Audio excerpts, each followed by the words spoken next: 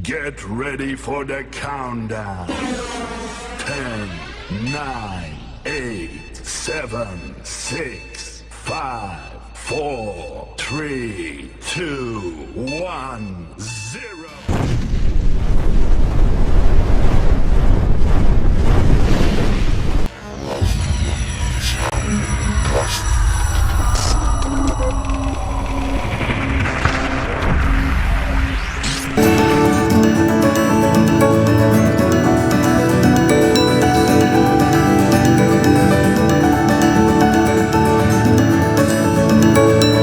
Yang pertama akan kita bahas adalah makrosporogenesis.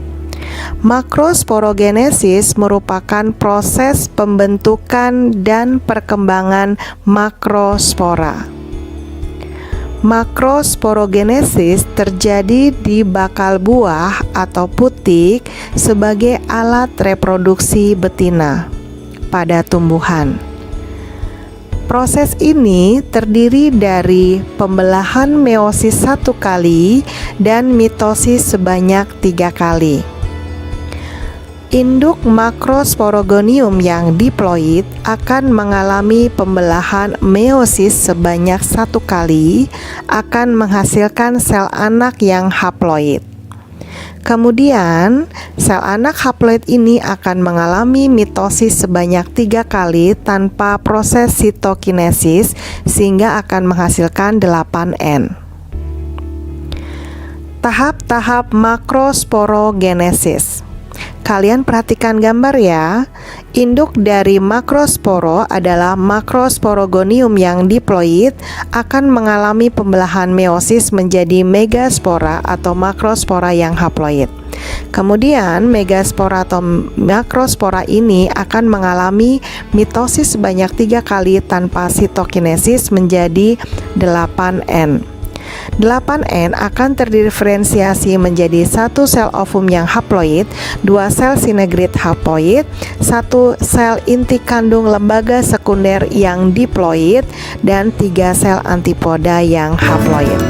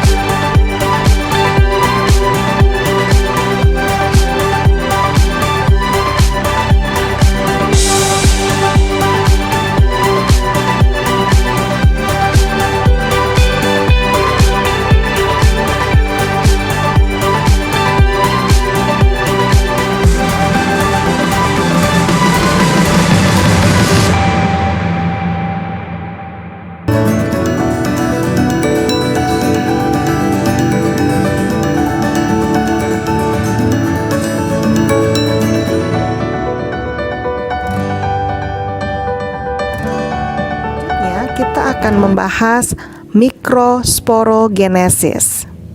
Mikrosporogenesis adalah pembentukan dan perkembangan mikrospora atau yang kita sebut dengan polen atau serbuk sari. Mikrosporogenesis terjadi di benang sari sebagai alat reproduksi jantan pada tumbuhan. Satu induk mikrospora atau mikrosporogonium yang diploid menghasilkan 4 sel mikrospora yang haploid. Kita pelajari tahap-tahap mikrosporogenesis. Coba kalian perhatikan gambar ya. Induk dari mikrospora adalah mikrosporogonium yang diploid akan mengalami pembelahan meiosis yang akan menghasilkan mikrospora yang haploid atau polen atau serbuk sari. Kemudian akan terdiferensiasi menjadi 3 inti, yaitu inti vegetatif sebagai petunjuk jalan, inti generatif 1 yang bertugas membuai sel telur, dan inti generatif 2 yang bertugas membuai inti kandung lembaga sekunder.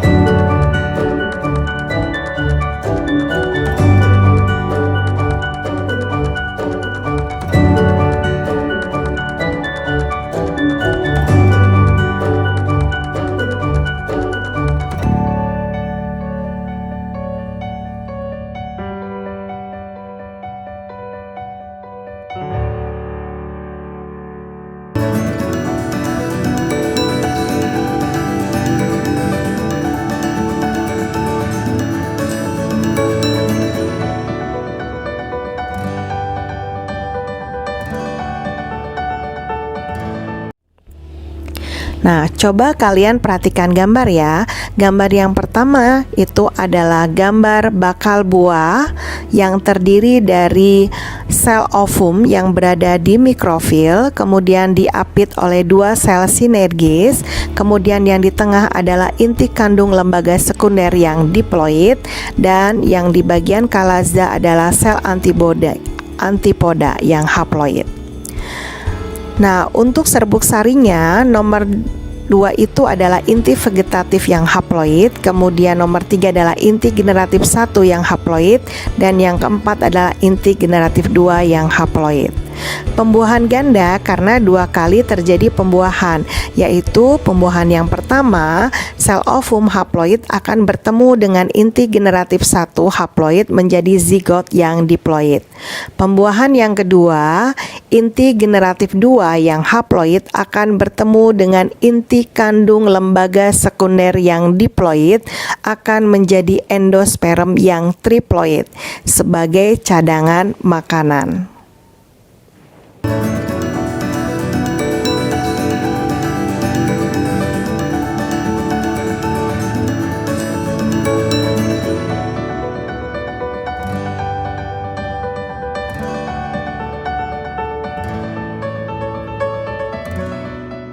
Flowering plants undergo a unique reproductive process where there are 2 fertilization events. This double fertilization event occurs between the male reproductive organ, the male gametophyte, and the female reproductive organ, the female gametophyte. Before the fertilization event can occur, the ovule has to undergo some changes. At present, the ovule contains one reproductive cell, known as the megaspore or mother cell.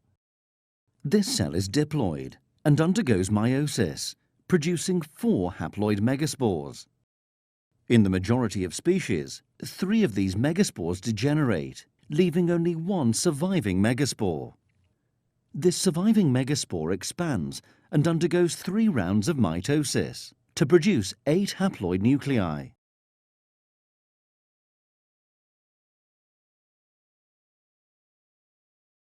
As the nuclei have not developed any individual division, they initially share the same cytoplasm.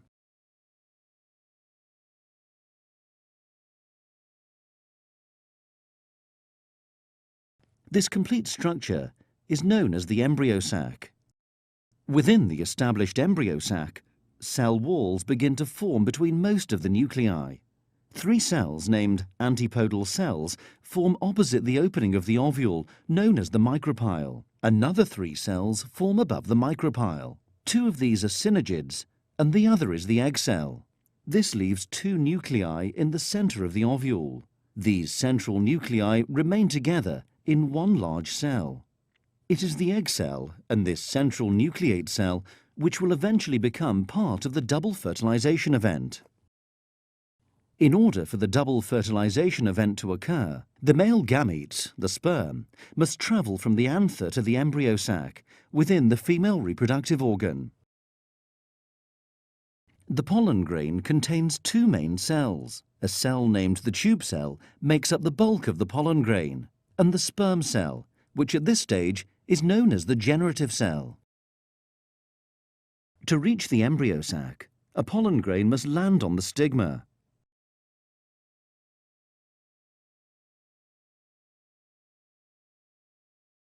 Once landed, it begins to germinate.